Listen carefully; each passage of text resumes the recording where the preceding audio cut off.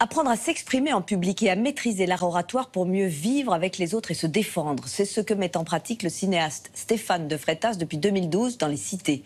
Il a créé le concours Eloquentia à l'université de Saint-Denis et c'est le parcours des jeunes candidats et de leurs professeurs, avocats ou slameurs que retrace son formidable documentaire à voix haute en salle aujourd'hui. C'est un film qui veut donner une autre image de la banlieue, comme nous l'explique Alexia Gaillard. Aujourd'hui, pour moi, l'éloquence, c'est se lancer. Arriver à dire ce qu'on a au fond des tripes. Prendre la parole, en fait, et être sincère. Peu importe la forme, mais c'est l'ensemble des propos, en fait, qui viennent tout droit du cœur. Hier, le sang coulait lors des guerres. Aujourd'hui, j'ai quitté cet enfer. Demain, la tête haute, je marcherai fier. Un jour, de cette nation, je serai la mère. Dans son documentaire à voix haute, le réalisateur Stéphane de Freitas suit la formation au concours Eloquentia qu'il a lui-même créé il y a 5 ans. Pour être élu le meilleur orateur du 9-3, les étudiants de Seine-Saint-Denis sont coachés pendant 6 semaines. Parfois, on nous dit mais à Eloquentia, en fait, t'as appris à bien parler. Sauf que pas du tout. On savait parler avant Eloquentia. Ce qu'il y a, c'est qu'Eloquentia, ça nous a aidé à bien structurer notre pensée. Eloquentia nous a permis de trouver les mots justes et pas juste de trouver des mots. C'est un traitement d'une jeunesse à la fois ordinaire, parce qu'il ressemble à tellement d'autres jeunes, et en même temps extraordinaire, parce qu'ils y vont au charbon, ils se lèvent le matin, ils se donnent du mal pour se former à la prise de parole en public et pour montrer aux autres ce qu'ils ont dans leur bide. Et pour exprimer ce qu'ils ont dans le bide, justement, les étudiants sont pris en main par des pros. Metteurs en scène, prof de chant, slameur et l'avocat Bertrand Perrier, ou l'art de la joute oratoire. Avant, quand on voulait manifester son attachement à la liberté d'expression, on disait « Je suis Charlie ». Maintenant, à partir de ce soir, je dirai aussi « Je suis Sonny ».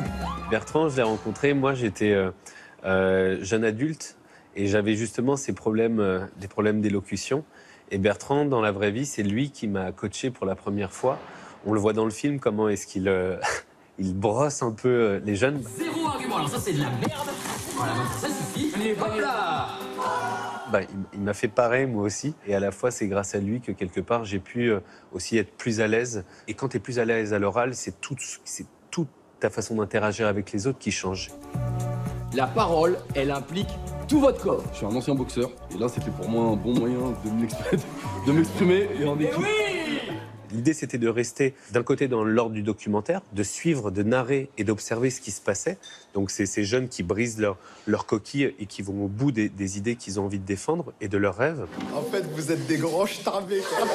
Et de l'autre, de réussir à ramener de la poésie avec des plans plus symboliques quand on suit ces jeunes de banlieue et qui sont plus cinématographiques. La parole, c'est une arme. C'est quelque chose qui me permet de pouvoir me défendre.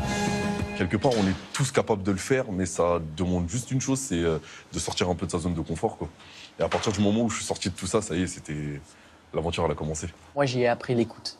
C'est-à-dire que mon père me disait tout le temps « Eddy, tu parles, c'est bien, mais t'écoutes jamais. Et tu ne pourras apprendre qu'en écoutant les autres, parce que les autres auront toujours des connaissances que tu n'as pas. » Dans À voix haute, la jeunesse se fait poète, belle et rebelle, une jeunesse de banlieue à milieu des stéréotypes. Moi, si j'ai envie de prendre la parole, c'est parce que j'ai envie de repenser le féminisme. Ce que je déplore un peu, c'est vrai que malheureusement, certains médias donnent une image, entre guillemets, un peu négative de la Seine-Saint-Denis et même des jeunes de banlieue. Mais moi, par exemple, je suis très très fier de dire que je suis un mec de cité, mais dans le sens où, pour moi, ce qu'on voit dans le documentaire, c'est la majorité. On représente vraiment cette majorité-là. Je suis musulmane, j'ai horreur des amalgames. Je suis noir. Qui pourrait le croire? Le fait de raconter cette histoire, qui plus est, qui naît en plein cœur du 9-3, on y célèbre la parole, la liberté d'expression, peut-être comme nulle part ou rarement on le fait dans ce pays. C'était important de montrer que pour peu qu'on adosse des valeurs de respect profond des opinions des uns et des autres, d'écoute active et de questionnement et surtout de bienveillance, c'est-à-dire que quand bien même on est différent, quand bien même on n'est peut-être pas d'accord sur la question du voile, sur Charlie, sur une chose, il n'en va pas moins que derrière, on est des êtres humains, on peut se respecter en tant que tel, et sur un exercice de théâtre, de slam, on est capable de se marrer et d'être ensemble. Donc le propos du film, c'est que pour refaire société ensemble, surtout dans ces sociétés métissées, en fait il faut, et c'est la première étape, avant même de savoir si on est socialiste ou si on est libéraux, avant même ça, c'est de réapprendre à communiquer dans une société à voix multiples. Et c'est de ça que le film parle. Est-ce que vous êtes prêts à leur faire un triomphe?